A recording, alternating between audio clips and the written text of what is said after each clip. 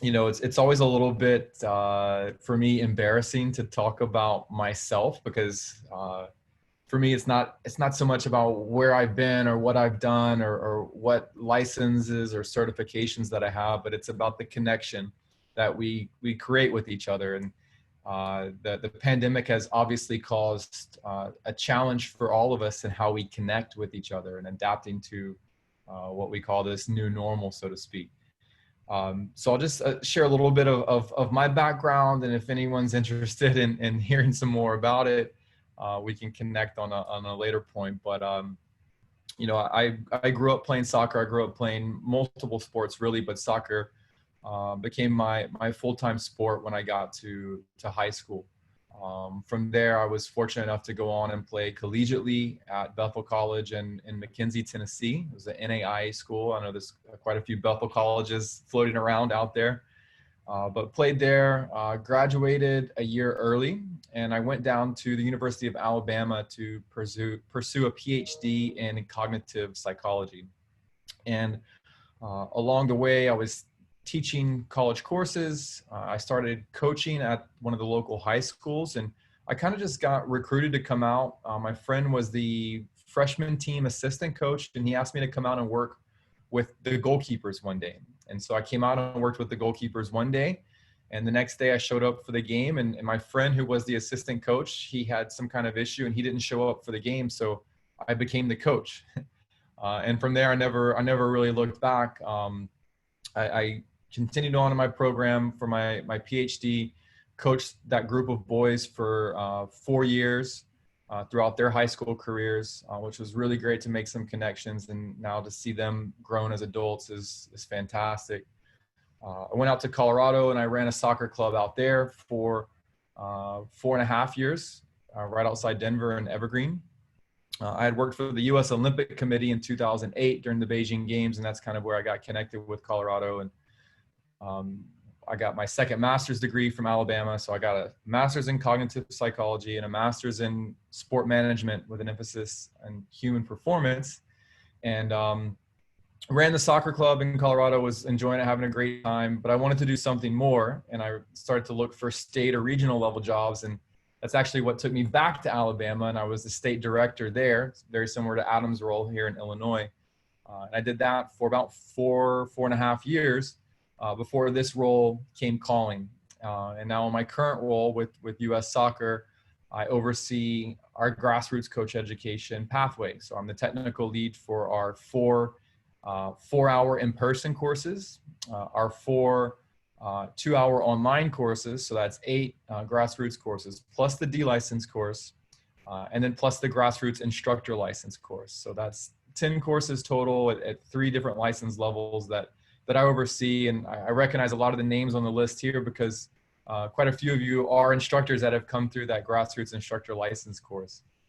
So that's a little bit of my journey, Adam, and how I've kind of gotten to where I am now. And really, I know this is a question that you asked, but one of the things that I enjoy most about this role is the connection. So while I'm not coaching kids anymore, and I miss that a lot, I miss being on the field every day with them, and I'm so jealous of all of you that get to do that. Now I'm working with educators or instructors that work with coaches that work with the players. So that concept of kind of like a multiplier effect is what I really enjoy about it, and how can I help support as many people as possible. And that's what I think makes my role pretty cool, being the grassroots coach educator.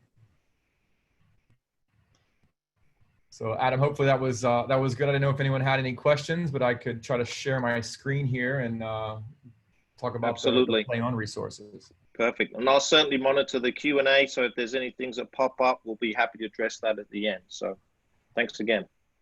Thanks, Adam. Let me see here.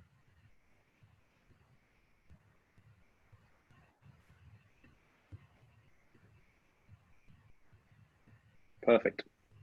Okay.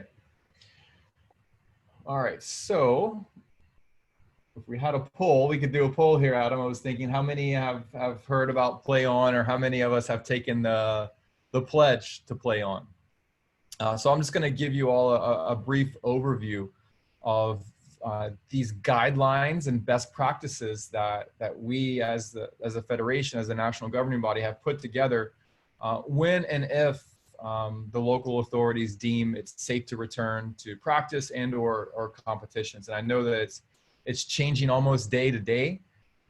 It's changing all across the country, as we have seen some states that have opened up are now starting to move in the other direction. So we just want to say that, in no way are we endorsing holding any practices or games that are in violation of your federal, state, or local mandates. These resources can be found here at this link, ussoccer.com/playon. And what you'll find there is really a comprehensive package of resources and tools that you can use, whether you're just a coach that's here or you're a club director, that you're in charge of keeping these environments safe for all the players and all the coaches and parents that are within your program. So just a brief look at what the 5 phases of Play On look like. Phase 0 was that stay and shelter. No organized practices, nothing was going on. Virtual options. This was that time, I think, when a lot of people were connecting with their players through this format that we're using right here. So it really challenged a lot of coaches, and many of us adapted to that. So hats off for all of you. Phase 1 is that small group training. So I believe it's 9 players plus the coach. So it's 10 total. Social distancing in place, and all the COVID-19 prevention protocols in place. And there's a lot of them. This has made the role of the coach, I think, a lot more challenging. And I think a lot of you would agree, because the role of the coach was already challenging as it was. You're not just coaching training sessions and coaching games, but you're also leading each individual player on your team. You're also helping the group set co-constructed goals.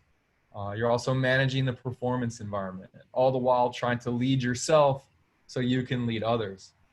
Now we have these safety precautions that are added in, and this comes into that task of managing your performance environment. So throughout phase 1, phase 2, phase 3, there's all of these COVID-19 safety precautions, tracking tools, etc., that we as coaches need to be familiar with.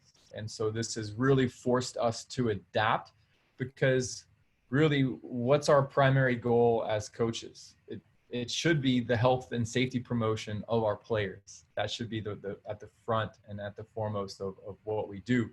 We're coaching the person first, the athlete second, and the player third. So keeping the players safe and being familiar with what these different phases are, and then how do we as coaches help create the environment.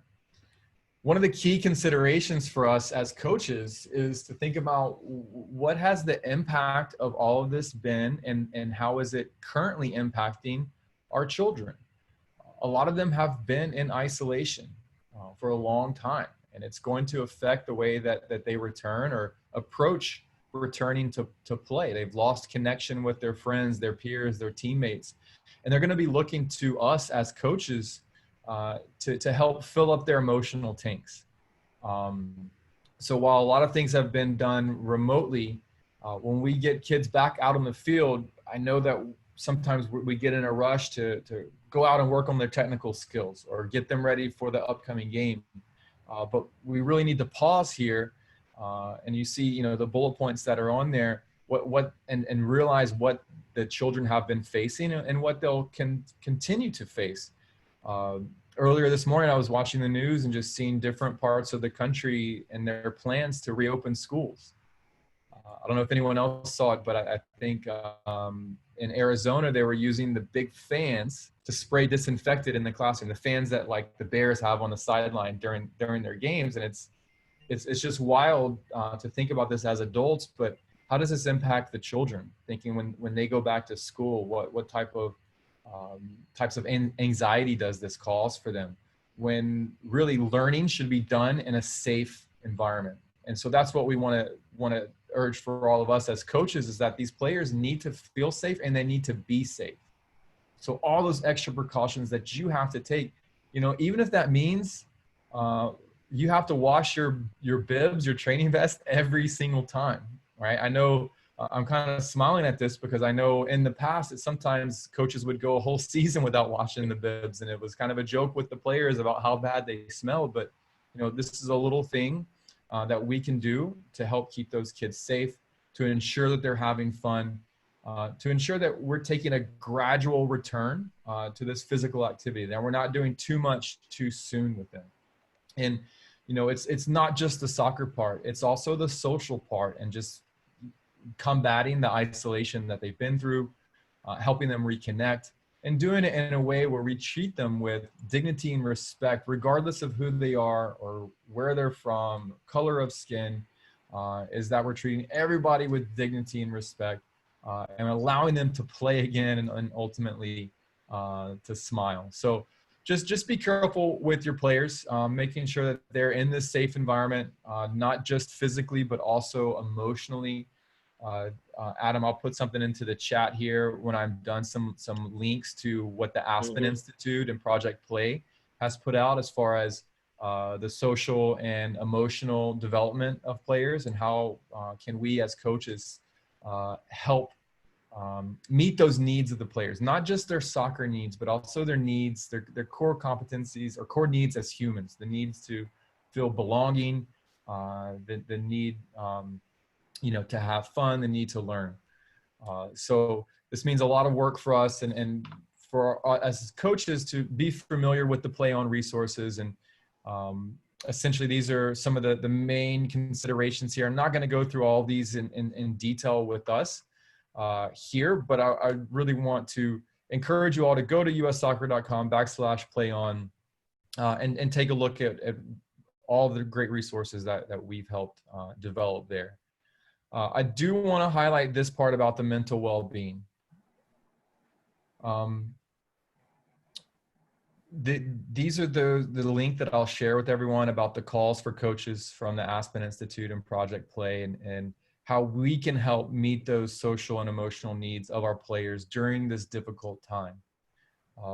And I believe this is going to be updated. There's a webinar that the ASPEN Institute is hosting after this, Adam. That's what I'm jumping off of here to get onto that one.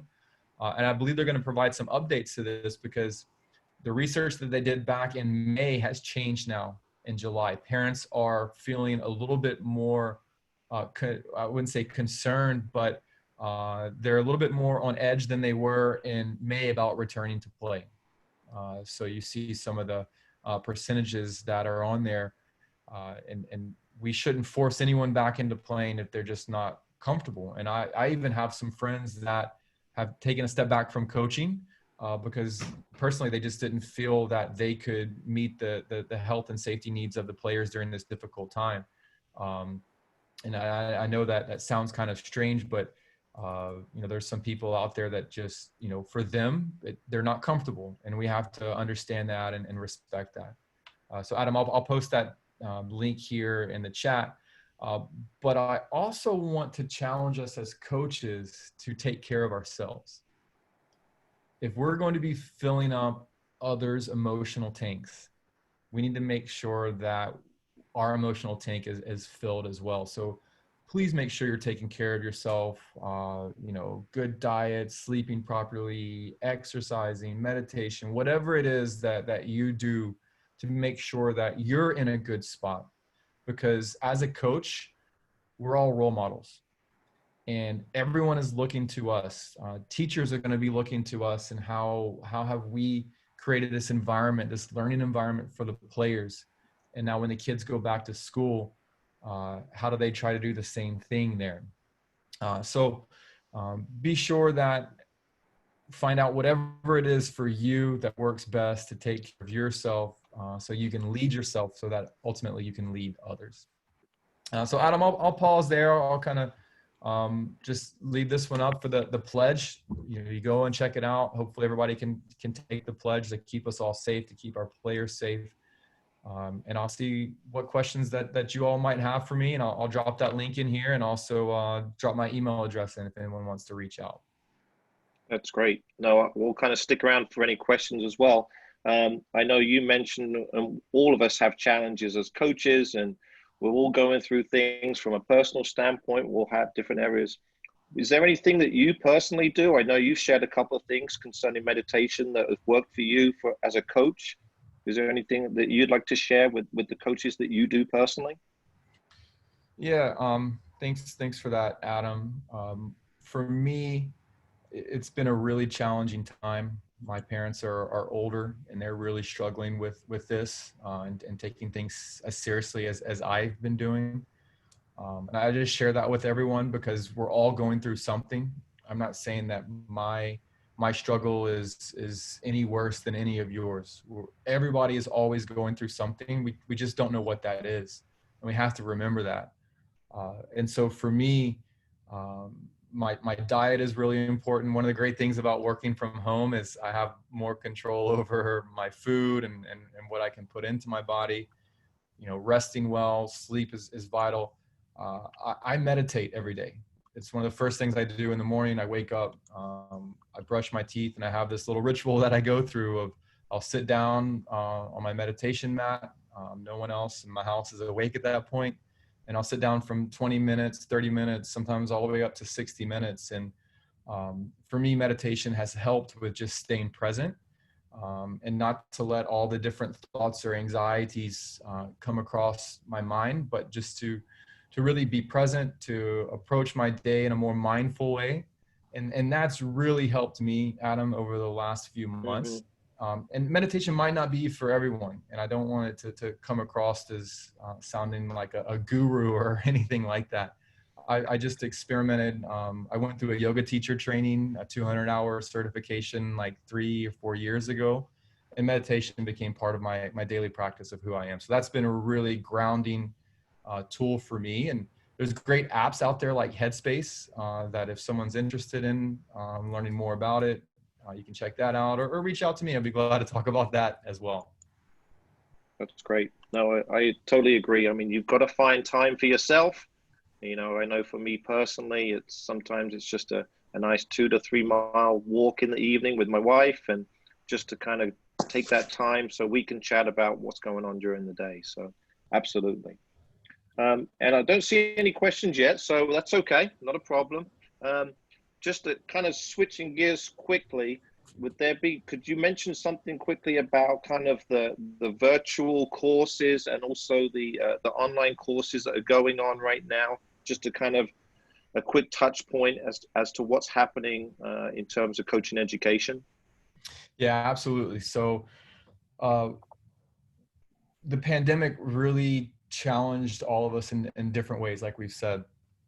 For us, it meant that we can never have a moment in time where education stops again. You know, this happened once when the pandemic hit. Everything that we were doing in person had to come to a halt.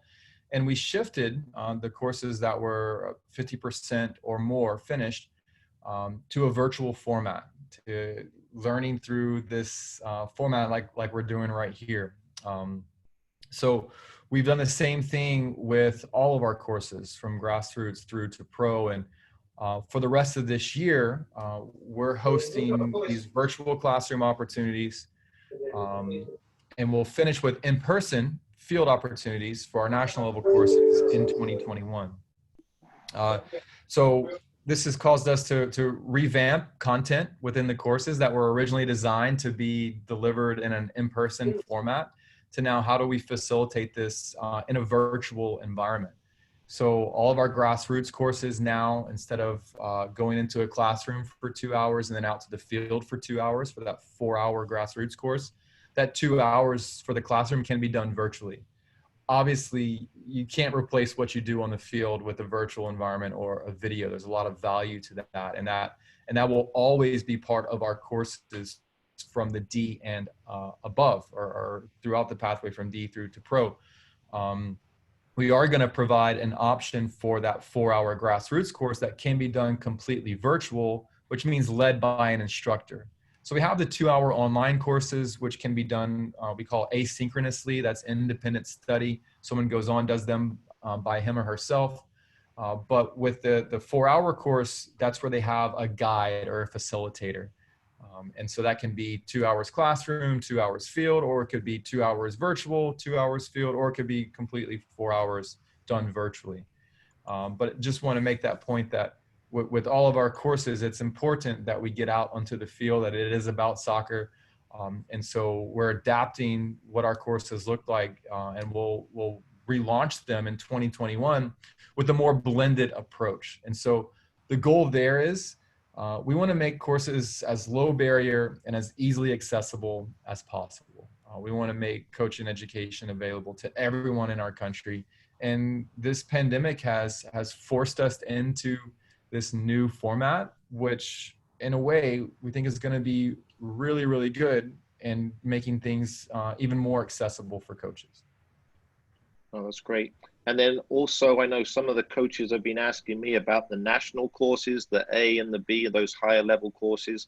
There won't be any of those courses moving forward this year, other than in a virtual format that they're going through right now. Is that correct? Correct. So all the courses, C, B, and A, they would start in a virtual format in around October of this year. And you would have your virtual meetings October, November, a little bit in December, January and February, and then finish with an in-person meeting that would be mostly on the field in February or March. So that's how those national level CB and A courses would look like. That's great. Awesome. Well, it looks like it's a quiet bunch. Maybe they're still finding their coffee, but that's okay. Anything else to kind of finish up with, Zac, in terms of coaching education, the Play On Vet pledge, anything that we can do within our state to assist in that? Yeah, I'll just say this, Adam. I'm not saying it because I'm on here as your guest today. I think that you and Mark do a fantastic job.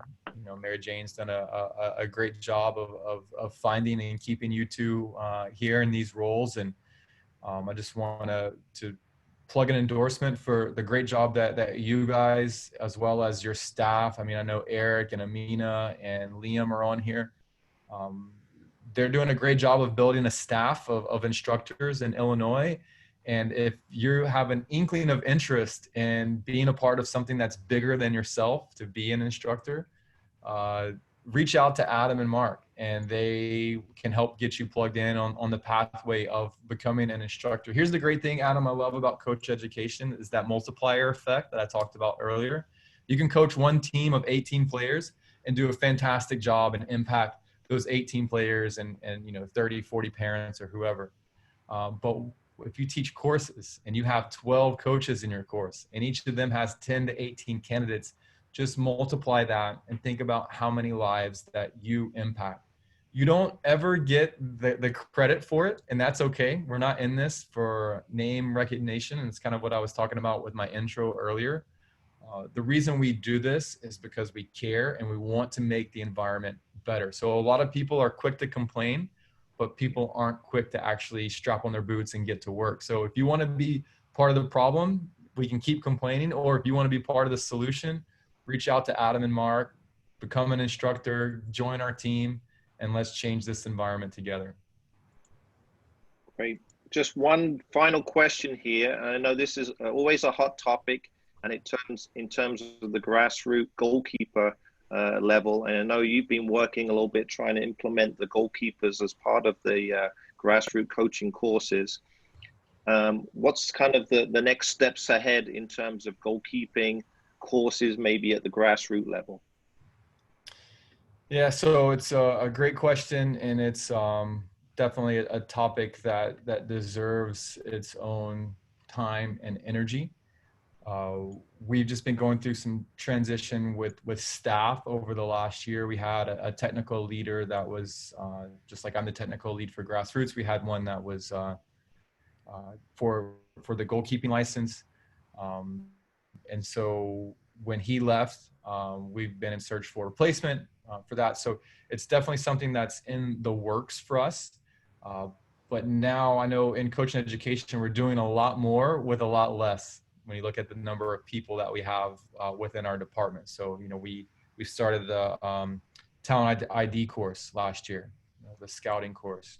We also have the director of coaching course that's coming online. So we realize the need for goalkeeping as well as some other specialist topics. And it's something that we are we are working on. I can't put a time frame on it, but I just want to say it's important, and it is something that we are working on. Great, thank you. A lot of kudos in the Q&A. So not too many questions, but a lot of people saying thanks very much for the presentation. So I know you're a busy fella. So it looks like Louis has raised his hand. Louis Matus has jumped on. Louis Matus. So there you go. Maybe we can see if he has a question. Thanks, Louis. Yeah. All right. Well, like I said, I know you're a busy fella, so we want to get you out of here so we can kind of keep working on our busy schedule. I know Zach's putting some stuff in the chat as a resource, so feel free to contact him concerning any of those things that you have, and certainly Marek and myself are also another contact. But again, Zach, thank you very much for your time. We really appreciate it, and look forward to the new things that are coming up, hopefully, fingers crossed, in a positive way in the future. So thanks again. Thanks, Adam. Thanks, everyone. Have a great day. Thanks, Zach. All right, so we're going to continue on as I kind of share my screen here with the order here. So I'm going to pass it over to Mary Jane. Hopefully you can hear me, Mary Jane. I do. Thank you, Adam, and thank you, Zach. Great presentation. If you've been following the news, you know how serious COVID is. The number of deaths in Illinois is over 7,200, and it includes people in their 30s, 40s, and 50s, which is the age range of most of our coaches. Chicago added Iowa and Oklahoma starting Friday to its mandatory travel quarantine, which already includes Alabama, Arkansas, Arizona, California, Florida, Georgia, Idaho, Louisiana, Mississippi, North and South Carolina, Nevada, Tennessee, Texas, and Utah. Anyone who has traveled to these states must self-quarantine for 2 weeks upon return. Although this is not a statewide mandate at this time, this should be taken seriously to protect your members. Please keep in mind that the Illinois Youth Soccer Return to Activity Protocol follows the Illinois Department of Public Health guidelines and must be taken seriously to prevent further outbreaks and to protect your members. For the first time, we are receiving reports of coaches, players, parents who have tested positive for COVID or who have come in contact with someone who has. Our Illinois Youth Soccer COVID-19 reporting procedures follow the state mandates, and these are posted on our website. We have also received inquiries about guest players. Keep in mind that for tracing purposes, all teams, including but not limited to players, coaches, managers, trainers, and team personnel, must remain static.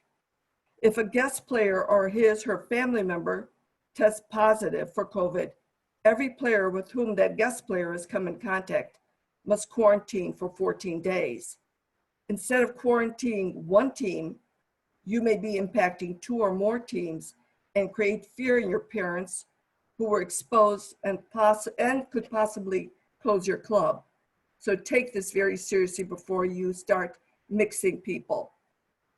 Although you may be doing everything right on the field, the parents must help you by abiding by the guidelines off the field. There's always that one parent who does not take this seriously, especially if they are asymptomatic. Tell your parents to wear masks, social distance, and to advise you immediately if a family member has tested positive for COVID or has come in contact with someone who did. Keep the name of the person confidential, except for reporting to your local public health department. Please be prudent and cautious about how you conduct your business. If we do this right in the beginning, we can start a successful season. We can have a successful season, and the majority of your families will be very grateful. Thank you for helping us get through this, and please stay safe. Thank you.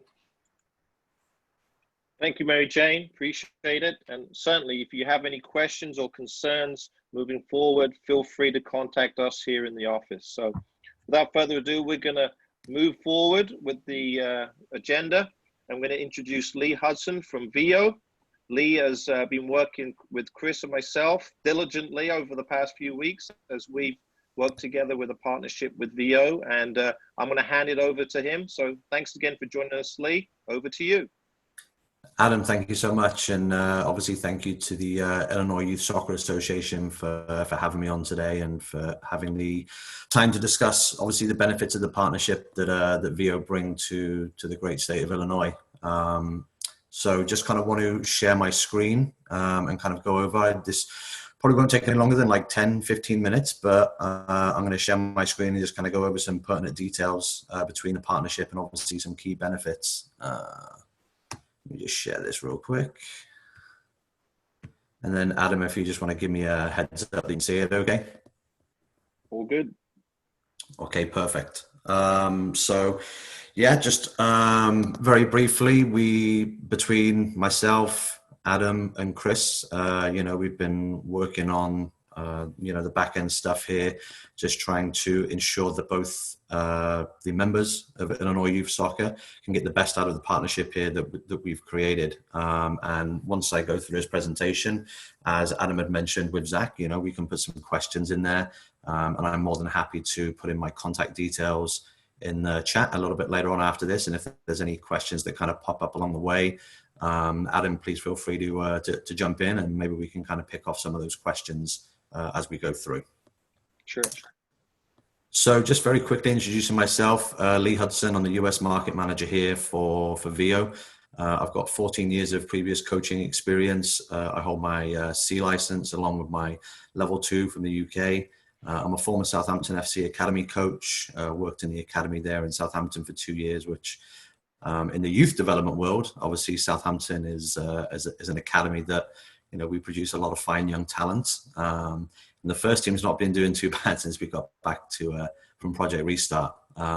3 youth development director for Liverpool FC Michigan. So a lot of my time in the States, in fact, pretty much all of my time in the States was in the state of Michigan. I was there for 11 years. I'm now down in Nashville, relocation through VO. So, but a lot of my work was done up there in Michigan. And then 4 years as the director of coaching for Liverpool FC in Ann Arbor. And I'm sure that many of you that are on this webinar I've come into contact with or I've spoken to in the past, and obviously great to see you on here. So who are we? VO, we're an automatic camera that films games and practices without the need for an operator. So one of the main things that we kind of come into contact with a lot of coaches, clubs, teams is the inability to be able to actually film their game with the correct equipment and the logistics that come with that. So camera operator, professional videographer, an injured player, a parent, a tripod, a camera, so many different components that kind of come with it. So, so obviously we've been able to create a camera that can automatically film those for you. The company was started back in 2015. The head office is out of Copenhagen, Denmark. And the idea of VO came because a father missed his son's soccer game. You know, I guess that these are where all the great entrepreneurs kind of come from. Something happens and there's a problem and someone tries to solve that problem. So a father back in Denmark was running late for his son's game. His son had already scored 2 goals before he'd even got there. And the first question he asked was, did anybody film it? Did anybody capture this? They didn't. So, you know, this is where the idea of VO came about. So we're obviously grateful. We're currently in 60 countries. We operate with 2,300 soccer clubs, and we capture, obviously pre-COVID, we capture 15,000 matches on all of our VO cameras across the globe, and we process those matches every single day. So there's a lot of work that obviously goes through into the system from there. So more than just a camera, our kind of mantra really is we're a software company before we're a hardware company. Hardware such as the camera itself, for those of you that have seen the VO camera, you know, it's small, it's lightweight, and, you know, the hardware that kind of goes into it is obviously very important, but it's actually the technology, the algorithms and the artificial intelligence from our software department that actually make this all possible.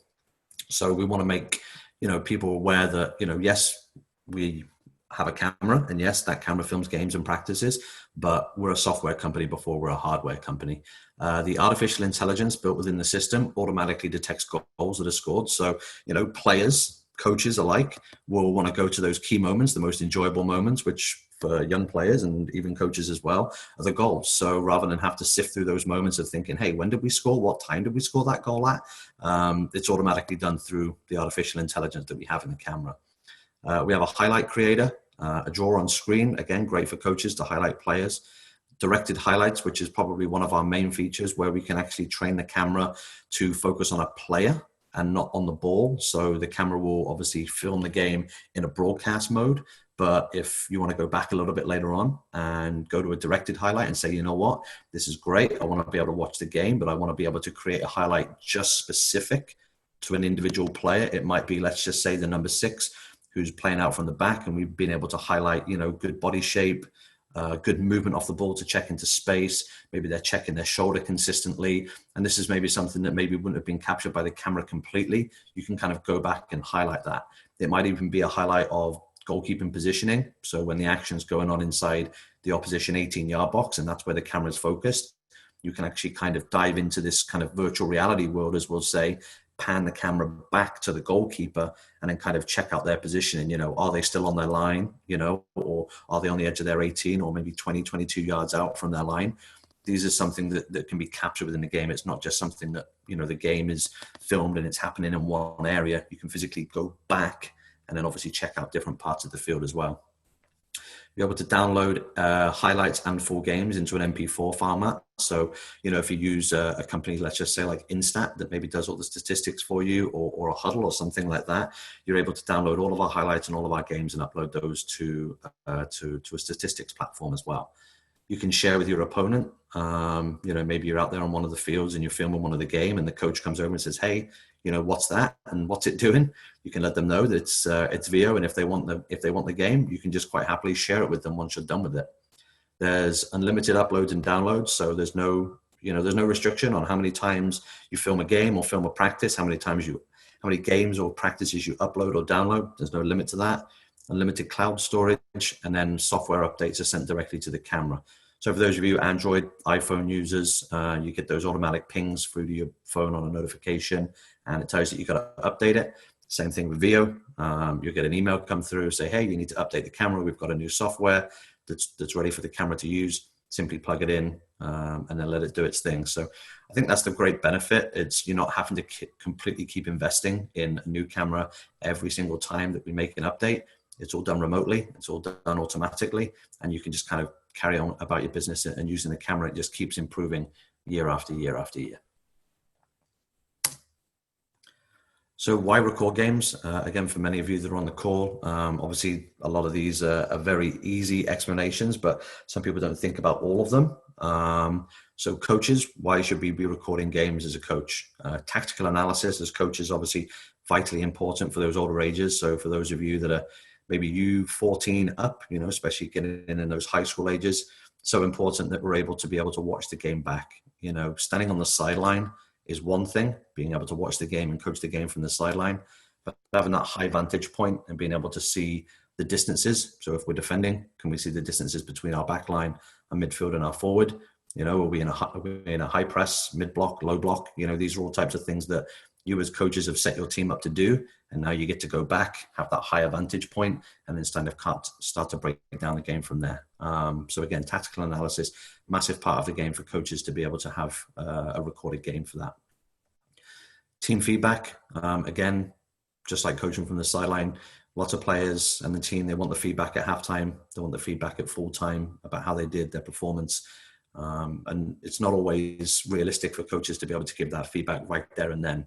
They can give quick snippets of information, obviously within the moment or at halftime, or you know, for many of you that are coaching multiple teams and you're thinking, you know what, I got to jump from team A to team B and then team B to team C. You don't have that time at the moment to be able to give that feedback. So being able to go back, watch the game, and then give accurate feedback is something that's important to recording games as a coach.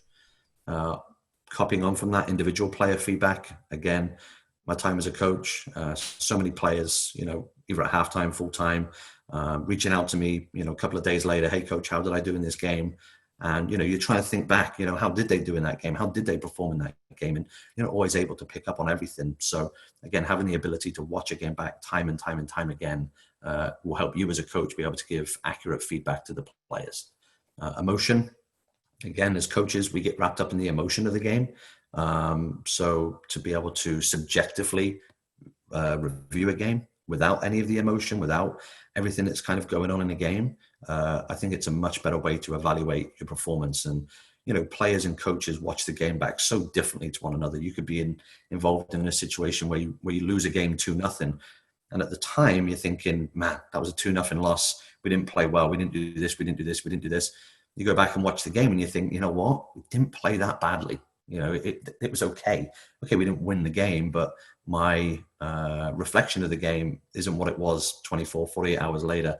Now I've had time to watch the game back, you know. So again, taking the emotion out of the game.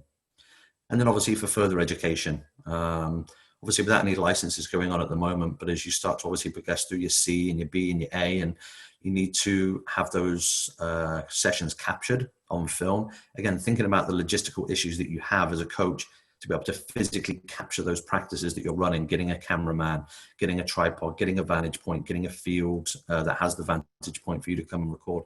Think about if you just had a tripod and a camera that you could just pop up in 5 minutes and then carry on running your session as normal. Again, being able to capture these, download them into the MP4 format and upload them or send them to whoever they need to be able to go to for your licenses is such an important part of why video should be used within the coaches. The players. So, you know, why do we record games for the players? Self-evaluation, kind of coming back to individual player feedback, self-evaluation for players, giving them the ability to have access to their game and go in and self-evaluate themselves. Yes, it's great for the coach to be able to provide feedback, but at the same time, it's great for the players to be able to see what they did right, what they did wrong, where they can improve upon. So these are all things that they can be looking at. Key moments within the game. Players love to celebrate goals if they're a striker. If it's a midfielder that's got an assist, played a key ball, or defender that's made a great challenge, 1v1, recovery challenge, or if it's a goalkeeper making a save. Like, kids love to see this stuff. You know, they love to be able to see their stuff back time and time again. I mean, I was a right back growing up, so pretty much all I did was run up and down the right wing, make recovery runs, put a couple of crosses into the box, and, you know, maybe I scored 1 or 2 goals. But if I just had those 1 or 2 goals that were captured, it would be incredible. Especially I could show my kids that, yeah, Dad could actually play a little bit. Not much, but a little bit.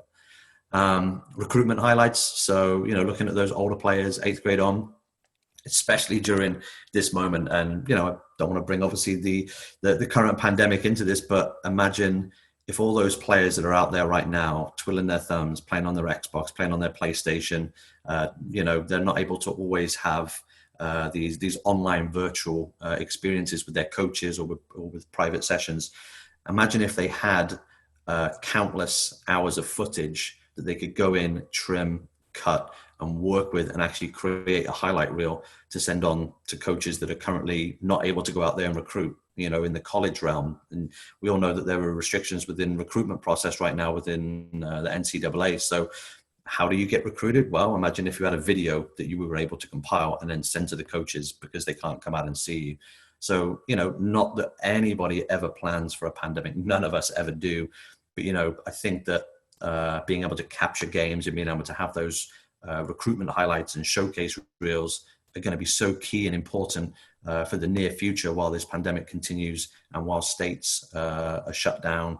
And while coaches are not able to come out and physically view players, you know, the recruitment highlights are massive for players at the moment. And then lifelong memories, kind of like what we spoke about. That's for the players and that's for the parents as well. I mean, we all know the soccer parents out there and the moms and the dads, they love to be able to, you know, share those amazing moments with siblings, with grandparents, with uncles and aunties and stuff like that. Maybe they live in a different state. Maybe they live overseas. And they're like, hey, you know, how did little Johnny get on in his game today? And just to be able to have those memories to kind of delve back into and share with those family members are key. So again, just a couple of coaches and players should be recording games. The partnership benefits. So, you know, obviously, as we spoke about at the start, Illinois Youth Soccer and VO have come to a partnership, and we want to be able to help the members, help the coaches and the clubs and the teams of Illinois be able to take advantage of video technology and everything that we've just spoken about before. So for every Illinois Youth Soccer member, there's a 10% discount. So when you decide to purchase, or if you decide to purchase VO equipment, then if you just look at that link right there, and then obviously I'll put this in the chat box as well, you simply just fill out that form, and that basically puts you in line for the 10% discount. One of the sales reps from VO will reach out to you and make sure that you get that discount as well, and they'll also go over everything to do with the camera, to do with the tripod, to do with the software, so that you guys are in the right position. Obviously, at the moment, during financial crisis, sometimes within the youth soccer world and within the soccer world in general, we are considered a luxury item and not necessarily a necessity. So however much we're able to financially help clubs and teams and parents and coaches get the video technology, we want to be able to do that. So offering this discount to all members of Illinois Youth Soccer is something that obviously we want to do through the partnership.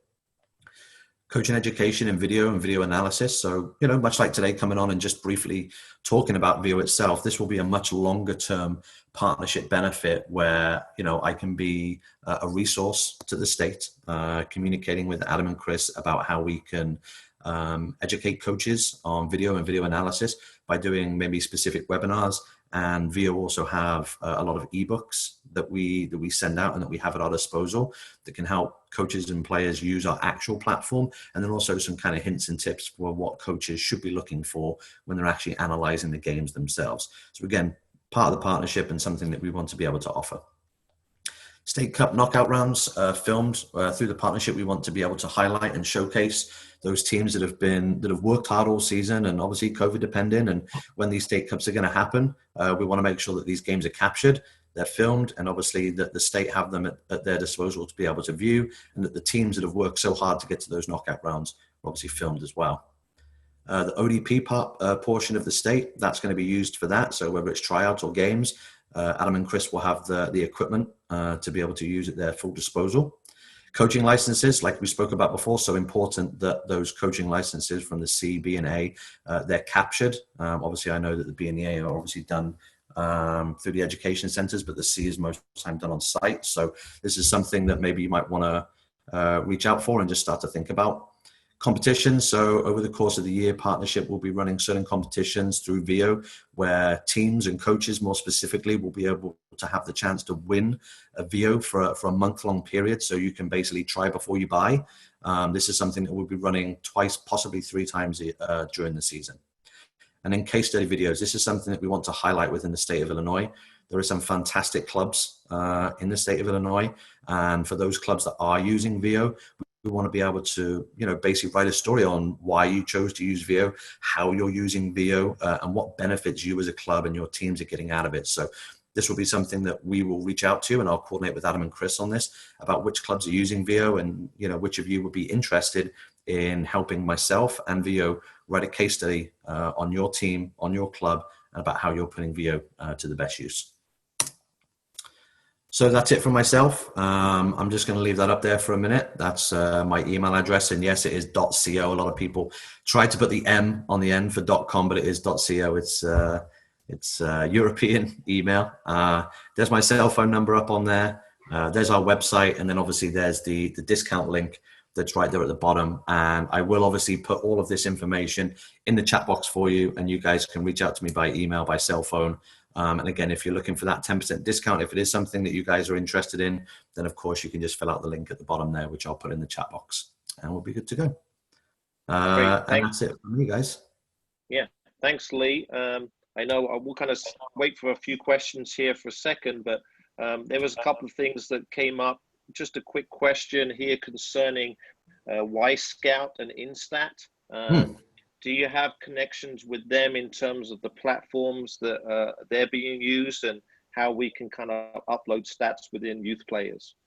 Yeah, so like I kind of said, all of the game footage that you capture, whether that's the highlights individually or whether it's the full game itself, all of those can be downloaded and then transferred over to Y-Scout, into Instat, into Huddle. We don't like to how should we say, handcuff people to our platform. We want to be able to give people the freedom to be able to choose what they want to do with their games. So all of them are completely transferable from our platform to other platforms. Okay, great. That's fantastic. And then also, I know in terms of you know, what we're working with in terms of different groups. If they need to contact me or go through you, we can certainly coordinate that as we move forward. So I know this is going to be a hot property, I think, in terms of a game changer. Especially what I really like is the fact that we can create highlights. So the highlights for individual players. And I know, and I've been able to jump on a couple of VO webinars as well, that you can actually create the opportunity for players to come in, and there's a feedback analysis. So there's no extra payment for players to join in and come in and view the video, correct? Yeah, that's right. You can have an unlimited amount of players that are attached to your account. And I think what you've kind of alleviated to there, which is a great feature, is the comment. So, you know, you could be coaching, you could review your game, you tag a player in a highlight. That tag is almost like social media, where you just get a notification. So that player will get sent an email saying, hey, Coach Adam tagged me in a moment of the game, and there'll be a nice little comment in there. Then you, as the coach and the player, can have a bit of backwards and forwards chat on the comment bar about, you know, the moment that happened or the highlight that was created for them. So I think that's a great feature. And yeah, and there's no extra charge. It's everything that we provide is, you know, it's not a la carte. You know, it's like you pay for it and you get the entire platform. There's no additional extras, should we say? Sure. What do you foresee moving forward? What's the future of VO? What do you see? Is there anything that they're working on, developing? Obviously, we're pretty familiar with the system, but is there anything that you foresee that might be happening down the road? Yeah, and kind of going back to obviously the presentation, we want to make it really clear to everybody that yes, we're a camera, but we're a software company and a tech company before the camera. You know, it's all about the technology and the software that goes into it. And so the guys back in Denmark and people much smarter than myself, Adam, are working on some fantastic ideas. And I think the one thing that VO does a great thing is listening to our clientele and our customers about wanting to improve. You know, what do our customers want to see? You know, and obviously we get a lot of requests. Like the main one that we always get, which I'm sure most people would agree to, is, can it live stream? You know, will it be able to live stream? And can I say that it's going to be something that VO is going to do? I can't say that we do, but I can say that, you know, our department is working very heavily on a lot of different areas. And not just that, but the second thing we get asked is, kind of going back to what you said before about Instat and Y-Scout, do we offer statistics? Can we be that umbrella where it's film, analytics, statistics, all in one? These are all things that VIA are constantly striving towards improving for our customers. And I think only being in the States a little over a year now, so we came to the States in June, and this is where we are today. There's some very, very exciting things that are coming in the near future for VIA. That's great. One last question. How does it deal with inclement weather? Illinois is renowned for bad weather. How does it deal with that? Hey, great question. And like I said, I spent most of my life in Michigan, which is probably on the same weather pattern as Illinois there, off the Great Lakes. So I can tell you that for wind, rain, snow, obviously very pertinent in the Midwest. If you look at the camera, and I'm sure that for those of you guys that have or do have the camera, the top of it is a metal grill. You know, it's almost like if it got too hot, you could put some sausages on it or something. But for rain and snow, it's on a very, very slight angle, and the electronics are all underneath of it. So if it rained or if it snowed and it got wet, that would just drip off the back. And then obviously all the electronics are underneath, so it doesn't affect it at all. There is a fan coolant underneath the lid. So during hot conditions, the fan will kick in and start to cool down the computer that's based inside the camera itself. The only thing I would say is, dependent on what tripod you get, there are two different types of tripod: 12-foot tripod, 23-foot tripod. The 23-foot tripod, obviously, we recommend for 11v11 games on a completely flat surface and putting it up to that full extent of 23 feet. It does come with anchors in it, but obviously there are games where you're going to be on turf. So we would recommend, you know, you've seen some of those like quick goal sandbags that you can get to put on the back of goals. Putting one of those on the bottom of the tripod would be something that would secure it as well. Great. Thank you, Lee. We appreciate your time and jumping on today. Thanks Welcome. very much. And certainly if any of our clubs and members can help in any way, we'll be happy to do that. So we'll make sure all the information is there in the chat room. So we'll make sure we get all the details to our clubs. Again, thanks, Fantastic. Lee. Thank you very much, Adam. All right, appreciate it. All right, so wanted to move on and introduce Shawn Smith. We're just meeting for the first time here, Shawn. So there you go. Nice to meet you. Pleasure to meet you as well, Adam. All right, so I'm going to pass it over to you. Obviously, you've been working with Chris primarily, working with our esports platform, and I'm working with him in terms of getting all that set up. It's kind of an exciting time as to what's going on right now. Obviously, we're in the midst of things kind of moving on to the next series of events. So I'm going to let you share your screen and hand it over to you. Perfect. Thank you very much. Thank you to Chris and his team for giving us this opportunity. Really appreciate everybody on the call. We'll try to keep this nice and quick. I know a long webinar is often tough, but hopefully we can grab your attention, because today we're going to be talking about a revenue program for the clubs that is going to have zero cost associated with it. Because what we're talking about is esports. Esports, competitive video gaming. We're talking about a program that is essentially COVID-proof.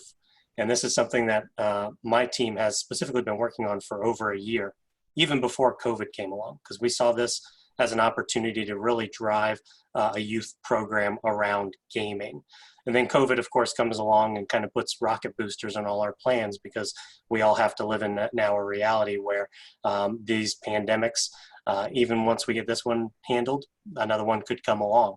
So it's kind of been an interesting transition for us, and ultimately we see this as an opportunity to introduce this to all of the soccer associations and clubs. But this is something that can become a permanent program and a permanent revenue stream for every club on the phone and every club throughout the state. So let me talk a little bit about esports first. I won't go through every fact here, but I want to illustrate for everybody that esports is not a fad. Gaming is not just a hobby. Gaming is part of a culture, especially for the people that are growing up today. I myself, I'm 35 years old. My culture was gaming when I grew up. I didn't go to movies very often. I didn't go to concerts. I gamed. I also was an athlete. I played soccer and I played baseball in high school. So that was effectively my two sort of passions, was sporting and then video games. And today, the one fact that really, for me, isolates just how serious esports is there are now 400 universities that have college athletic scholarship programs for esports. So college athletic scholarships for playing video games. This is something that is only going to continue to grow. And within the next 5 years, every university is going to have some form of esports in a competitive fashion. And that, for me, was one of the driving forces that said, you know what, esports is here to stay. We need to get involved and we need to help out. And so one of the other stats that I want to drive home is that currently, if you pooled all the states together, all the clubs together, we're reaching about 4 million players in the US. Video gaming, by comparison, reaches 65 million. So this isn't just about talking about your own current players. This is about expanding your clubs and reaching players that you wouldn't be able to reach otherwise. But let me be very, very clear here. I am not advocating for players to play more. I am not trying to take players away from the grass soccer, sit their butts on a couch to play video games. That is not the idea here. The idea here is they're already playing those video games at home, often 10 to 12 hours per week. But when they're playing, that play is uncoordinated. It's often, there's no actual coordination between teams to teams. It's individual. It's based around a matchmaking system that's online and can be potentially unsafe. So what we're talking about here isn't about replacing grass soccer or competing with grass soccer. It's about taking the existing gaming they're doing and making it safe, making it structured, making it age appropriate, and making it productive. Because when you take gaming and you put structures around it that make it look and feel like traditional leagues, then you get the same benefits from participating in that gaming. You can learn the lessons of sportsmanship, the ability to win and lose gracefully, communication, teamwork, All of these things that we value as part of what we do on the grass game, what we talk about our players becoming better people, we can get those values from esports as well. And so that's what we're talking about. Not talking about creating more video game hours. We're talking about taking the hours they're already doing and now putting some value into them. And importantly, it's about safety first. I always like to tell this story because I think a lot of parents on the phone will be able to relate. I have a 7-year-old daughter, and I walked into her room a few weeks ago, and she immediately hid the iPad. I was like, oh, I caught you at something. So I walk over, pull open the iPad, and she's playing a game called Roblox, which, if you don't know, it's kind of like Digital House for kids. And she has 40 chat windows open. And I have no idea who are on the other side of those chat windows. Are they other 7-year-olds? Are they 15-year-olds? Are they 40-year-olds? In that moment, you know, even as a gamer, my heart kind of skipped a beat because it was, who the heck is talking to my 7-year-old? And the reality is that even though my first instinct was, I need to chuck this iPad out the window, that's not the right way to approach this, because there's always going to be another mobile device, another iPad. We live in a digital society. If I knew that every single one of those other players she was talking to was 7 years old, I wouldn't care. Then the chats she's having are fun, they're social, they're learning, they're growing together. But in the games themselves, there is no way to distinguish between the ages of the players. So your options are turn chat off entirely or leave it open entirely. And that's our opportunity here as a state association and as the clubs. Because already you're doing the process of verifying ages, of having parental identity attached to the kids. So when we say esports, it's a bit of a Trojan horse, because what we're really talking about is safe play, video gaming, and competitive gaming. And this is something that, again, we can allow for our young kids to train in how to communicate with each other online, to compete with one another in a friendly fashion, to know everybody in your player pool, as opposed to connecting to online random strangers where you have no control over that. So when we talk about the esports program, that's what we're talking about, is for the clubs, we want to be able to provide you a program that is turnkey and zero cost for you, that you can then enable a community of gamers, your own gamers, who can then play with each other safely. And that's the program that we're going to be offering to the parents, and we want the clubs to be involved in that process as well. So let's talk about that program. So that program is going to generate revenue and ultimately looks like a traditional seasonal program that would be similar to the grass game, or if you have a futsal option, there's going to be a pricing model here that's based around seasons. And those seasons are going to happen along the traditional seasons, you know, spring, summer, fall, and winter. But ultimately, we're looking at a $30 price point. And what I want to highlight here on this slide specifically is that this is a revenue share opportunity. So when that parent plays, all the fees that are associated for this program are covered in there, where the technology is going to receive about a third. The state is going to be receiving a third for the verification processes that they already participate in on the grass side. And then the club receives a third. So this is a revenue opportunity for you through a new program that, again, is COVID-proof and is turnkey. And that's just the start, because what we're talking about here is actually just the base level of competition.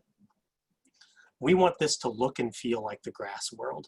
And so in the grass world, we've got our rec players, we've got our travel players. It's no different in esports. We're going to have players that are going to kind of want to play around with it, have some fun, and then we've got some that are going to be really intense. And so we'll be able to offer a travel model for esports as well. So that more intense program will allow us to engage those players at a higher degree. And importantly, when that happens, the club actually benefits the most. Because at that point, the club will be expected to participate a little bit more. There's going to be a little more coordination involved with working with other clubs to set up schedules. But at the end of the day, this is still a turnkey solution where we're just talking about grouping these players together so that we don't have players that are really good that are just stomping on players that are just there to play for fun. So ultimately, Again, this is meant to look and feel a lot like the programs you're already doing. Your grass game, if you're doing futsal, if you've got an adult division, this becomes another division for your club. So a player can sign up for soccer and esports, or a player could sign up for just soccer or just for esports. No matter what it ends up being, it looks and feels a lot like your traditional model. And this chart here is just a revenue projection for what it looks like if you embrace the model that we're presenting today.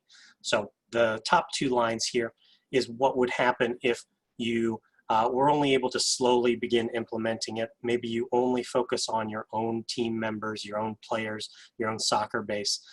Maybe you average just 20 to 40 players per season. So not a high amount at all. You're going to generate a couple $1,000s in revenue. This could be the difference between new goals for your field or new jerseys for your team. So it's a nice little chunk of passive revenue that you can generate by just focusing and offering this to your existing players. But the potential goes way beyond that because, again, there's a mass market of players who just aren't going to get into soccer for numerous reasons. And so if you start working with some of your local schools, your elementary schools, your middle schools, your high schools, you start marketing this program to them, you can become the youth gameplay association that they want to turn to because, again, you're able to provide an esports program safely. That's what we're selling. Again, at the end of the day, it's all about player development. It's all about player safety. Esports is just the thing that we use to get the kids excited. So speaking about the registration process, as mentioned, we want to keep this as simple as possible. So we want this registration flow process to work exactly like how you do it on the grass side. Ultimately, if you're just collecting Excel spreadsheets, well, then now you're just going to collect 2 Excel spreadsheets. If you're working with Sports Connect or Blue Sombrero, we have an integration point so that we can now add that program in there. We're also building those integration points with Got Soccer and Affinity and some of the other programs that are out there. This is meant, again, to be turnkey. Once you turn this on, all you have to do is collect the parent registration information just like you do on the grass side, collect the payment just like you do on the grass side, pass everything off. We run the entire program. So as you can see in this flow chart, your registration is going to go to the state. The state is going to process that registration as they do now with the age verification, with ultimately the state registration. The state passes that on to us, and then we run every element of the program. We do scheduling. We do the registration portion, of course, once they're on our platform. We do match disputes. We are the digital referees. We are not asking for you to bear any additional costs for the operation of this esports program. You are the gateway. You are the community. We are running the operations behind the scenes. So again, turnkey, built straight into the model that you currently have on grass. We want to make this very simple for everybody on the phone to begin generating revenue right now, because this program is available right now. So again, just to re-emphasize here, we take care of everything. We are the digital league operators. Now, I want to add one point of emphasis on that. Some of you on the phone may think, this is really cool. I actually do want to do some of this, and you can. We provide you with the full tool set so that you can run your own leagues. You can run your own tournaments. We have the VCYSA Flyers out of Terre Haute, Indiana, for example. They are participating in the state leagues, but they also have VCYSA exclusive esports leagues. So their kids just get together and beat each other up online once a week. And it's great for them. It's been a great bonding activity for them during COVID, and they're going to keep it running beyond. So if you want to jump in, you can extend this program further. We are very flexible in that, but we want to make sure that it's understood that you don't have to. We know that you're all stretched thin. You've got a lot you're dealing with. All we really need you to do is prepare to open the door for the parents, and we can take care of everything else. And one other point of emphasis I like to point out from this slide specifically, we talk a lot about the young kids, but talking about our older kids, we can use this as a bridge to get some of those esports scholarships. I'm sure all of you have those kids that as they get older, obviously they start to fall off from soccer. So you've probably got kids that are that high school age. They're riding the bench. You know, they're not the star player. A soccer scholarship isn't in the cards for them. Well, it could just be that they're a better gamer than a soccer player. So by providing them an esports program that goes with their soccer program, this could be an opportunity to keep them on the team. I always love telling this story from Zionsville, because the Zionsville club actually had a pizza party at the end of their season. And during that pizza party, they just had a random FIFA tournament. And so they had that kid that was well-liked, well-respected, but he was a bench player. You know, he didn't get much time on the field, wasn't that great, but he loved his teammates, so he stuck around. In that party, he won the FIFA tournament. And then all of his teammates actually lifted him on their shoulders for fun to celebrate his victory. So this was a kid who wasn't going to get that moment on the grass side. He probably wasn't going to score that winning goal. But when he did it in FIFA, he was the hero. He got to have his hero's moment. And it was still a part of that soccer program, but it was featuring a game that he was more adept at. So another thing that I want to emphasize is that this is ultimately your gaming club. I'm not coming here to say, I want you to promote the Gyo Gaming League or the GDS Gaming League. I'm saying you're promoting your gaming league, your gaming club. This is your product. We are just the operational partners. Our partners, obviously, with the state are going to help with some of that registration process, and then they're going to turn it over to us, and then we're going to be able to generate all of those schedules, all of the instructions, everything that the players and the parents need. We take care of that. And this is also going to feed into, while we talked about registration fees, there's a sponsorship model here as well. And I won't go too far into the weeds today, but just understand that we're building a cooperative across the entire US that's featuring multiple states. And that's going to allow us to pool together resources to create sponsorship revenue. Because esports is a big deal right now, and sponsors are paying a lot of attention. So this is an opportunity for us to pool together our players and be able to provide new sponsorships to corporations and companies that wouldn't get involved in soccer because maybe there just wasn't a natural tie. So this opens up opportunities for PCs or chair manufacturers or specifically esports jersey companies. There's a lot of sponsorship that can become involved in this as well. This slide, I'm definitely not going to read through the whole thing, but this is just, again, to emphasize your responsibilities as a club are right there in the top left. Effectively, it comes down to you are the promotional first line of communication for the parents. We know the parents and the kids are going to communicate through you, so you and your team just have to know about the program and be ready to promote it. After that, once you've collected that registration, you pass it along to the state. The state then processes it through their system. They pass it to us, and then at the bottom you can see that we take care of everything else. Again, scheduling, research, we put the kids together. We make sure that it's a fun environment and a fun experience for them. So before I sign off here, let me actually pull up a quick screen. I'd like to show off the platform here. Again, I'm not going to do this for too long, but I did want to at least show you a little bit here so that you can see that this looks and feels a lot like the grass game. So what I'm about to pull up is actually this is the state of Indiana, but this is the ladder leaderboard that we're getting ready to put together for Illinois. So this is all of the players ranked across the entire state based on their win-loss record. And if I didn't tell you that this was esports and I told you that this was the name of a bunch of soccer teams, you'd think that this was a soccer schedule. And it's built like that.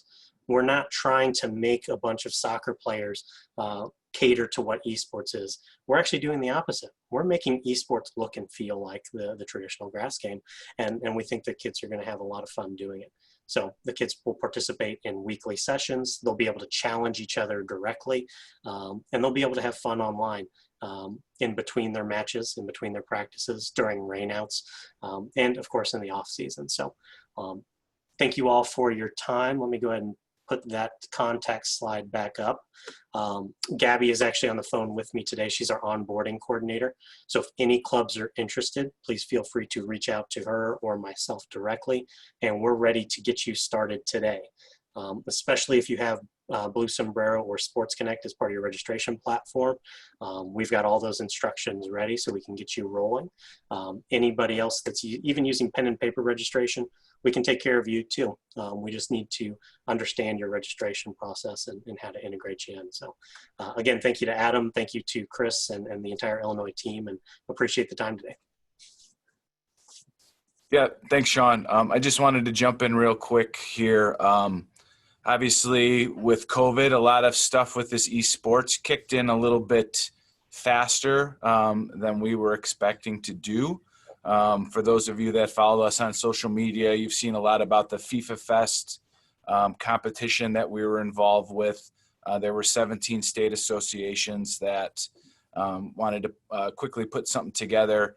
And the Illinois-based event, qualifying event, was the largest of all the state associations. So there's definitely, and I would say 97% of those players, you know, were directly affiliated with one of our member clubs, a few in ODP and things like that. So there's definitely some market for it. And one of the reasons we chose to go with Shawn and his team was, you know, that part where he emphasized they're not trying to push people away from the grass sport. It's in conjunction with what you're doing as a club and that financial opportunities that come with it. And I'm sure just with Shawn and his team and I and Katie met probably 3 times before we were even comfortable with moving forward. So we know there's going to be lots of questions from those of you that are interested. So we'll have an additional esports based online meeting with their team here in the near future to kind of get more into the details of this. And for those of you that are interested can get some more info as you need. So, Chris, there's one question in the Q&A, and Shawn, maybe you can answer. Is this esports only FIFA soccer, or is it a bunch of different games?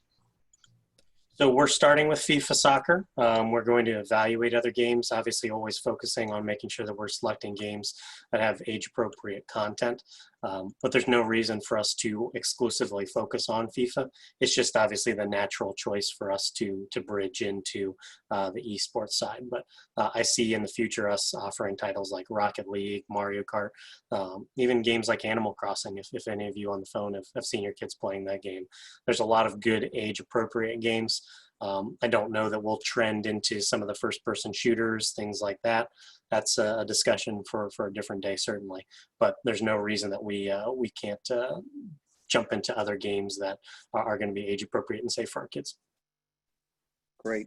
Thank you, Shawn, for your time. We appreciate it and your team, and we really look forward to working with you as we move forward. So thanks again. Take care, Shawn.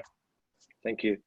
All right, so moving up to our next Shawn, he's going to be presenting next. So he's going to give us a quick top soccer update. So I'm going to pass it over to Shawn Danhouser. I know that a lot of you already know who he is. And obviously he's been a very busy fella during this pandemic, doing lots of different things and has some great new ideas and programs coming up. Over to you, Shawn. Thanks so much. Good morning, everybody. Appreciate you giving me some time today. Hopefully, over the past 10 years that Illinois Youth Soccer has really been promoting top soccer, you've at least heard about it. Maybe you know a little bit more about it. Maybe your club's involved. So, hopefully this isn't brand new information, but if anyone is kind of new to the top soccer world, basically it's a team placement and programming program to reach those athletes with disabilities that may not have the opportunity to play at a recreational or competitive level. So we're providing those opportunities. What we do is we match up those players with usually volunteer buddies that are generally middle school, high school, college age, and they work on soccer skills, they work on socialization skills, and we offer some competition, usually kind of more small-sided games oriented, but we do have opportunities for us to compete against other programs at times.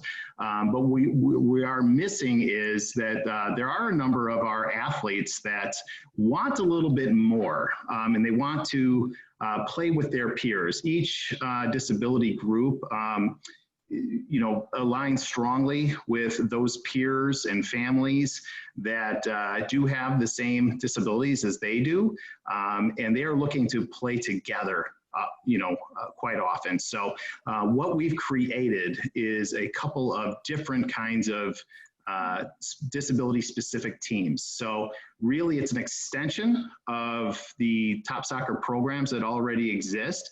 But what we're trying to do is create state-based teams so that these teams can, these athletes can get together, play against their peers, play in the formats that the national teams also play in. So you may be aware that there is national teams for the Paralympics, for the deaf. There's one being developed for the blind soccer as well. But what we don't have is a natural pathway for youth players to be identified for those national teams. When you speak with a coach from one of those extended national teams, as they're called, that's one of their biggest challenges, is identifying new players for their player pools. So what we're trying to do is actually create that pathway for those players so that we can help identify those players and maybe even potentially have some kids from Illinois be representing the national teams on a more regular basis. So the base of our pyramid, again, we want everyone to enter through disability soccer, through our top soccer programs.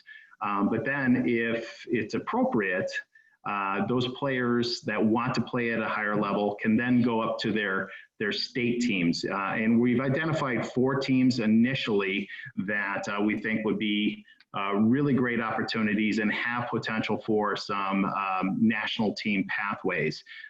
Those being our Paralympic team, our Special Olympics team, our deaf and hard of hearing team, and our blind soccer teams. So I'm going to spend a little bit of time just kind of going into the work that's been done so far, who's actually eligible to play on those teams, and what the next steps are to get our kids playing. So starting off with our Paralympic team, this is actually the first team that we got started. We started last year with some clinics.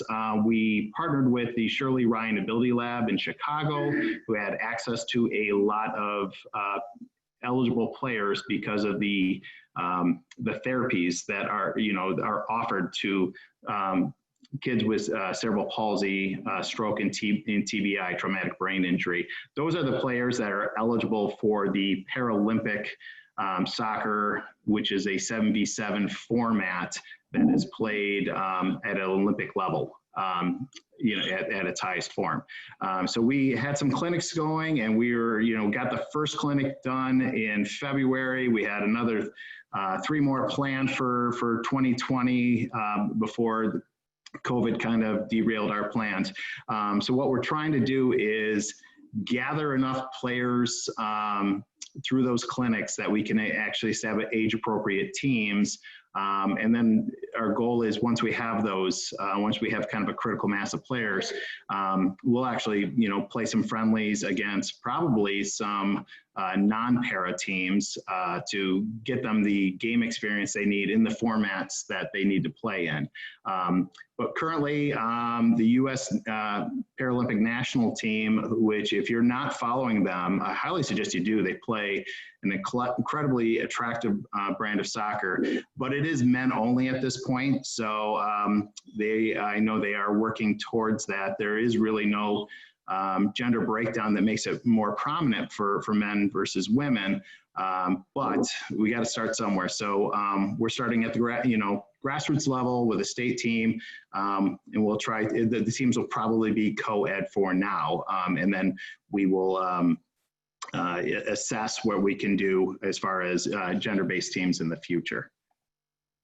The one newest program that I'm very excited about is our Special Olympics Development Program. And what this is basically the players within the top soccer community that are eligible for playing would have intellectual disabilities or cognitive disorders.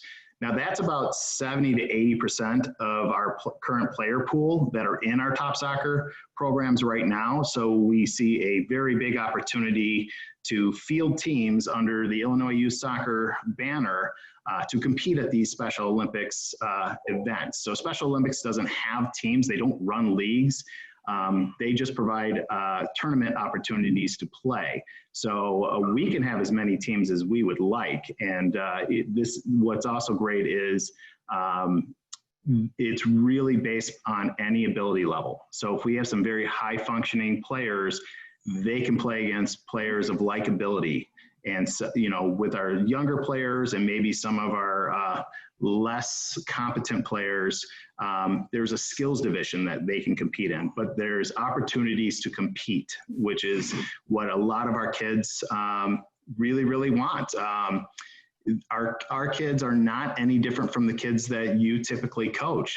Competition is important to them. So this is providing an opportunity on a bigger scale where they can play against other Special Olympics teams and then qualify for regional and state tournaments. And if they were able to win a state tournament, they could actually play at a national tournament as well. And that could go all the way up to the World Games if things worked out their way. So we're starting that. Our plan is to start in September, fingers crossed. And we've got a head coach lined up that actually was involved with the Panamanian national team for Special Olympics, has CONCACAF regional experience. So Coach Arnaldo, he knows what he's doing and he knows how to coach these kids. But I'm going to circle back at the end here to talk about, you know, we'll probably still need some other coaches involved. So there's opportunities for you guys to get involved with this. Fingers crossed, September, mid-September, we're going to start Special Olympics programming. It's also a good time to note that much like esports, this isn't meant to compete against top soccer, it's meant to complement top soccer. What we want to do is have all the kids playing in their local top soccer programs, and for those that want to play in these state teams, playing additionally with them, we want them playing twice as much, basically. Deaf soccer is a very exciting opportunity that we were hoping to start this year, but we're going to push it off till next year. We're going to partner with the Chicago Park District, which has some deaf sports programming. So they've got access to a bunch of kids that would be eligible to play. And pretty much at the youth level, any level of hearing loss, you could qualify. We actually have a number of players that probably would qualify that are currently playing rec and travel soccer. So this could be additional training, again, to complement, not to compete against current clubs that have players with hearing loss. What we're going to plan on doing initially is having a couple quick clinics to assess the player base that we have. And then once we've had a chance to see all the players that are eligible, and I do expect there's probably 50 or 60 kids right off the bat that are going to be interested in playing, to create a house league between these players, all playing under the Illinois Deaf Development Program banner. And as we build that competition structure, then I'm going to look to seeing if we can't develop a few actual teams that would compete in Illinois Youth Soccer leagues, much like the Soccer for Success Chicago Knights teams compete. I think that we could definitely, accommodate a deaf team within our current league structures. And there is a national team for these players to strive to, and there's teams for men and women. So there's, we double the opportunities that the Paralympics soccer has right now. But we're very excited about the opportunity to coach this team. Now, this will take some accommodation in terms of having some, sign language interpreters involved, but don't see that being a problem at all. And then lastly, we're also very excited to offer blind soccer. So blind soccer is a Paralympic sport. It's a five-a-side game that is played with walls on the sideline. So it's very unique. And if you haven't seen it, definitely go on YouTube, check it out. It's pretty cool. This again will be a partnership with Chicago Park District. We will have a dedicated blind soccer field at McKinley Park. And really you could have any level of vision loss to be eligible to play, because when we actually play the competitions, everyone wears goggles that completely block out all sight. So nobody really has a true advantage based on their level of vision loss. Again, we'll have a few clinics to assess teams, and then we're looking to provide a house league with those players, because we don't think we'll get quite the number of players to establish a full league, but we do think that we can have several teams and create at least a house league. When there is a national team currently being developed with the United States Association of Blind Athletes, the USABA. They are looking to field their first international team that will wear U.S. soccer kit at the 2026 Paralympics that are being held in Los Angeles. So depending on the age of the players that come out, we actually have a potential to get some of our kids ready to play and be identified to play. There are probably only about a half a dozen youth blind teams in the US right now.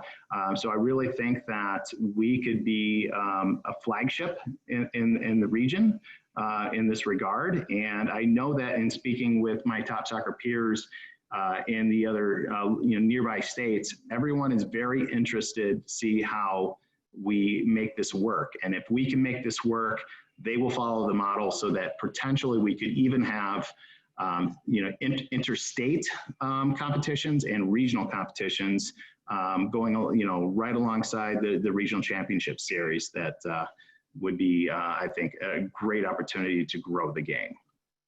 So what are the next steps? What do I want from you as coaches? First and foremost, I want you to help create awareness. Many of you know somebody or love somebody that may be eligible for one of these teams, especially the Special Olympics. So I want you to make sure that those people are aware that we're trying to get these teams up and running. Tell people, at your club, like, hey, how can we be a part of this?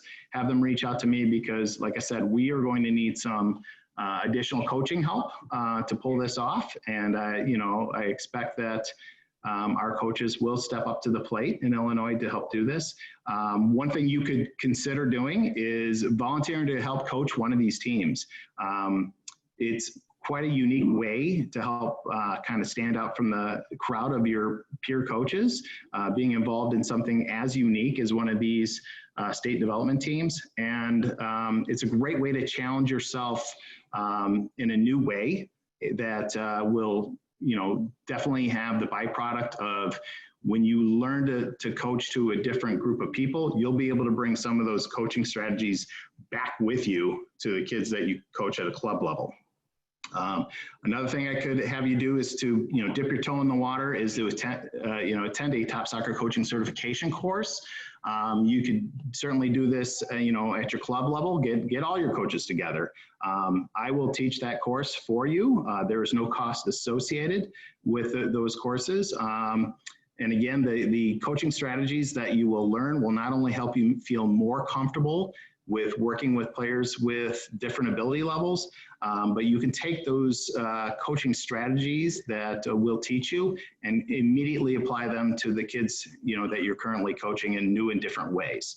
I will also be looking to host a Zoom course online, again, free, sometime in the next 30 to 60 days. So, keep your eyes and ears open for that, because that's a great way to, get that information that you need. I think we're all taking opportunities during this time to work on ourselves in new and different ways. This is an excellent way to do that, to put another arrow in your coaching quiver, so to speak.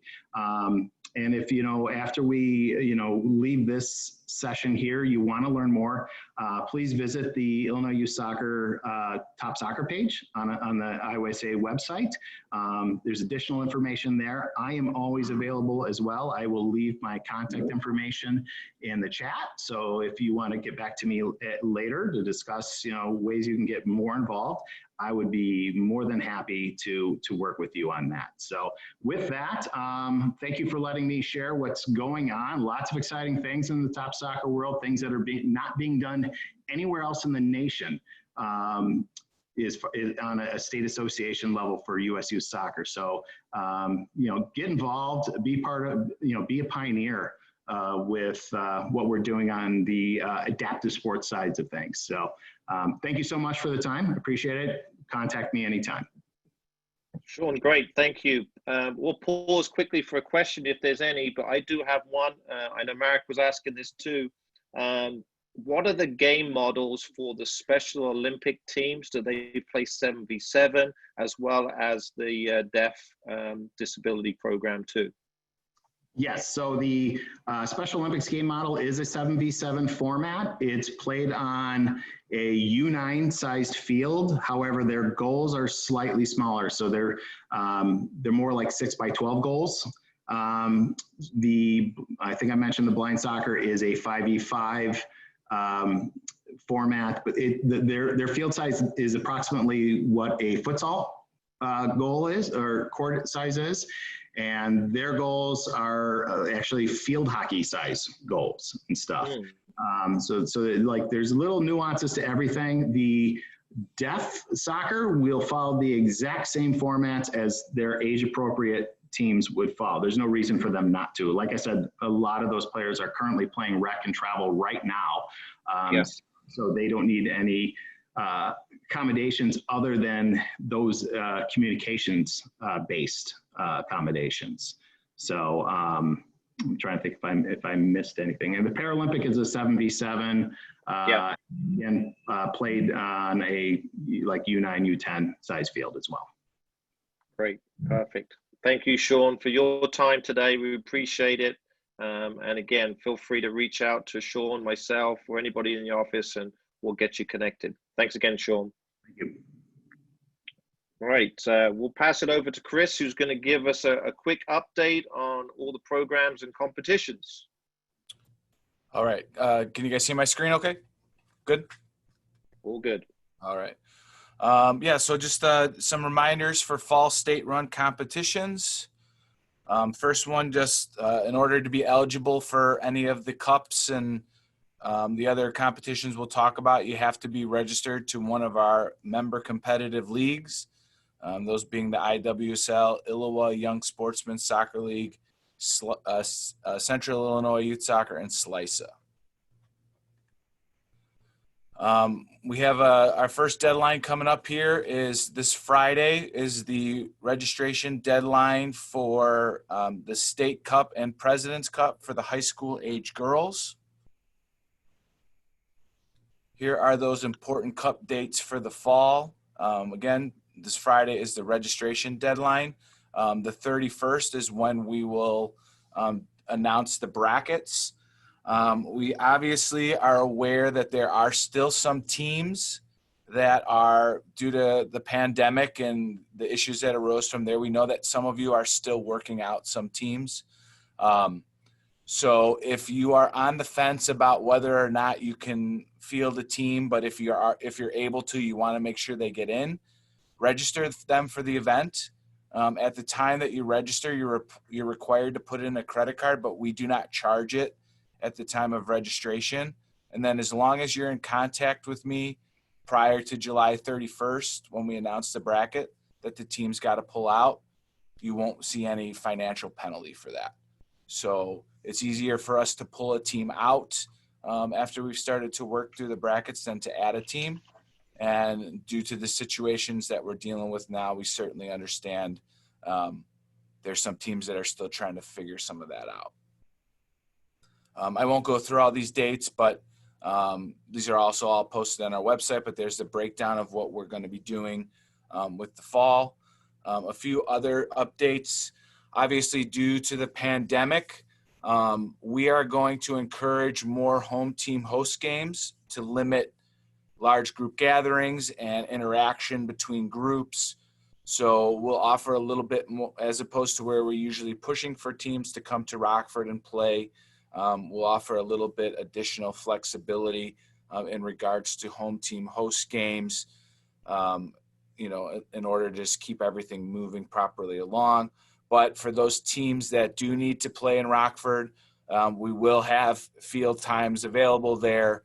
And when we get to that point, we will have specific COVID protocols in place for the games that will be played in Rockford.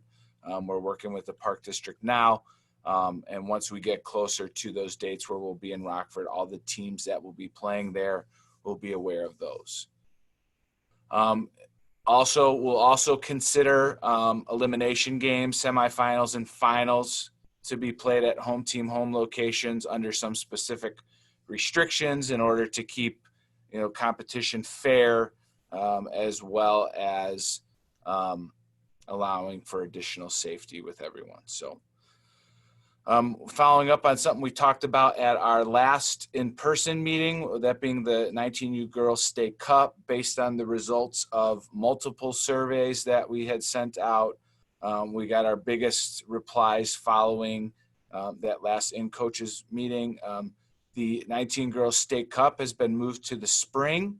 We obviously know the IHSA tournament date, so it'll look a little different than how it has before. It'll be a much more condensed version, but it will allow for those teams with age-eligible college players to have those players back for the state competition. The President's Cup for 19U will remain in the fall, so those teams that are looking for a fall competition will still have it. And also we've heard from some teams that want to play State Cup, and due to everything going on, they're looking for more localized tournaments. We will offer a 19U girls age group for the Illinois Cup, which will be held in the fall, and still allow for all players to still be eligible for the 19 girls spring State Cup. One thing that we just heard about at the U.S. Youth Soccer Board meeting on Saturday was it looks as if, due to the pandemic last year, they're potentially adding a 20U age division from that. We still have not got the final details about that, but when we do, we'll follow up on what potentially we'll be doing in the state for that, if anything. More than likely, that would be something we would consider in the spring on the boys' side, and potentially offer the last year's champion that spot at the regional or national level, depending on how they do it. So once we know more details, we'll share it with the appropriate teams. And then one other thing, we've obviously there were teams last fall for the President's Cup that had earned a spot at the regional event. Unlike the National Championship Series, for the President's Cup, there are often wild card spots awarded to states. Should Illinois be awarded any wild card spots at the U16 through U19 age group for the girls, the first opportunity to fill that slot will go to last fall's winners, so that they have the opportunity that they earned to represent the state at a regional event.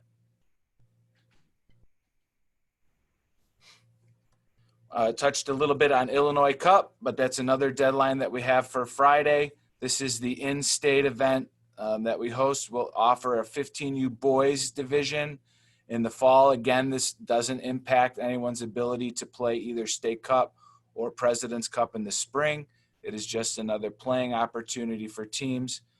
For the 15 through 18U girls age groups, we'll host both a gold and silver division. The gold is the division that's open to any Illinois youth soccer member team, including tournament-only teams and those teams that are eliminated prior to group play of President's Cup. And then the silver division are specifically for the teams that play in third division or lower of their league play, as well as some other restrictions that you can find on our website. And we talked a little bit ago about that 19U girls. State Premiership applications are also due Friday. This fall, we are offering both the traditional team v team divisions that we've done previously for 14U boys and girls, as well as 15U boys and girls and 16U through 19U girls. We're also offering a new club v club division. You know, this follows a continuing trend in the soccer landscape towards a club-centric model. We'll accept up to 8 clubs, and you must be able to supply a 14U through 18U team to play during the fall, and we'll have a retention and promotion system involved with that. You can find the complete details on all those on our website as well. And these formats will be offered both in our Chicagoland division and in the division we offer for Central South teams. Friday is also the deadline for 2008 teams to register for our 13U Illinois Midwest Conference qualifier. This competition is required for any team that wants to be considered for first division or higher of the spring 2021 U.S. Youth Soccer Midwest Conference. Midwest Conference begins the 13U age division right now in the spring. So this competition is what we do to rank and qualify the teams. We also use the results of this for seeding for the 13U State Cup and President's Cup in the spring. One fall competition that the registration is not due Friday is our Junior Cup event. That's due September 11th. The Junior Cup is our 11U and 12U statewide competition. It's offered in 4 different tiers based on your competition level. We'll hold it in 9v9 format. And again, we'll be encouraging as many home team host games as possible, but we'll have times available in Rockford for the teams that need it. Another thing I wanted to follow up after our previous in-person coaches meeting, we spent quite a bit of time discussing the format changes that the Midwest Conference will be implementing starting fall 2021, so next fall. That is when the 13U age division will actually start for Midwest Conference. So we will be matching the same thing that we do for the 13s right now. Any team that wants to be considered for 13U Midwest Conference in fall of 2021 must qualify through this competition. We'll run it throughout the spring. Again, it'll be the same format we currently do for the 13U qualifier, which will now go away. And we will play it at 11v11. The details about this are posted up on our website as well. Again, it almost mirrors the same language and rules as we have for the 13U. So those clubs that have participated in the 13U will be familiar with the format of that.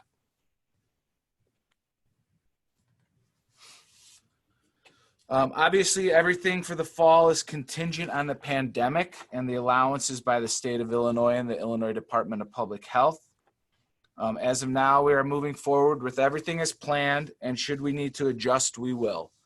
We've had multiple discussions about what we'll have to do should we unfortunately fall back. So we are obviously monitoring all the situations and planning accordingly. I'm also sure most of you heard about the IHSA rollbacks of their restrictions and guidelines, and we have gotten questions on what impact that will have on club soccer. Our guidelines are directly in line with the Illinois Department guidelines for youth sports. There hasn't been an overall change to those guidelines. Those changes by the IHSA were made based on decisions unbeknownst to us. And individual organizations can obviously have stricter guidelines than what the state has posted, but it does not in turn require us to change anything as well. So we'll continue to follow the guidelines that we have posted right now until we're instructed otherwise by the state of Illinois. We will continue to monitor all the soccer activities. And obviously a big component of this is clubs and teams following the protocols as listed. And if we do see that people are not taking those seriously and we have to consider rolling back of restrictions, that is certainly something we'll look at. And obviously this fall will be very different than what coaches, players, and parents are used to. But I think the main thing we need to remember is different soccer is significantly better than no soccer like we had in the spring. So please keep that in mind with all of the decisions that you're making out on the field. If you have any questions about any of these competitions, feel free to reach out to me at this email here. We're still sporadically in the office. So if you try me at the office number, I may not be here for a couple of days, so I hate to keep you guys waiting for answers. So this will be the quickest way to reach me if you need anything. So that is all I have right now. Great. Thanks. We'll pause for any questions. I think there's one as I'm sharing my screen here. I don't know if you want to address that in the Q&A there, Chris. Let me share my screen here. So have there been any preliminary conversations among member leagues to add high school boys groups to the leagues for the fall season if the IHSA were to cancel boys high school soccer and move their seasons to the spring? I can't say anything in regards to the competitive leagues. I haven't had those conversations, but Bill and I have had some initial discussions on if we needed to move the boys season over to the boys competition to the fall if we saw that potentially would happen.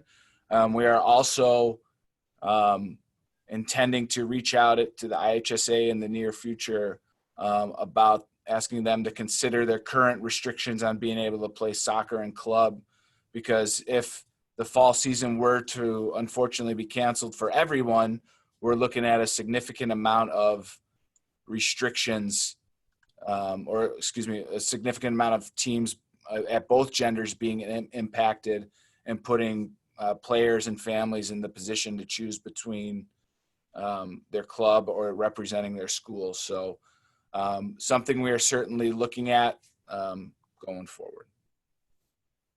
Great. Thanks, Chris. All right, we're kind of near the end here. I want to finish up strong. Just a couple of quick things in terms of coaching education and ODP updates. Obviously, there's kind of the list of courses that we are kind of currently in postponed matter. We're going to be looking at doing those virtually here coming up in the fall. There will be some requirements, and that goes through our coaching education webpage through the pandemic adaptation that I have spoken to quite a few people about. So please make sure that they look through that. So if you have coaches or you're worried about coaches not being able to coach in the fall, make sure they get in touch with me. We'll make sure that we get them set up in preparation for their seasons. Coming up here too, just wanted to kind of update you on our availability. Both Marek and myself are available for you. So starting this Tuesday, between 9 and 10 a.m. and 9 p.m. and 10 p.m., we're going to have virtual hours. So that means you can actually touch base with us, ask us any questions concerning coaching plans, lesson plans, ODP, club development, anything that you want to deal with. We will not answer any referee problems or concerns you have with anything that's going on other than coaching education and ODP. So we want to make sure it's in a very positive light, that's for sure. So don't complain to us about what happened over the weekend. If you were upset you got an offside call that should have been offside, but that's okay. So we'll be around on Tuesdays. So in lieu of us not being in the office, feel free to jump in. We'll be happy to chat with you at any given time. So look out for us on Tuesday, July 21st. Olympic Development Program. Had a few people reach out to us concerning the possibility of when it's going to be starting.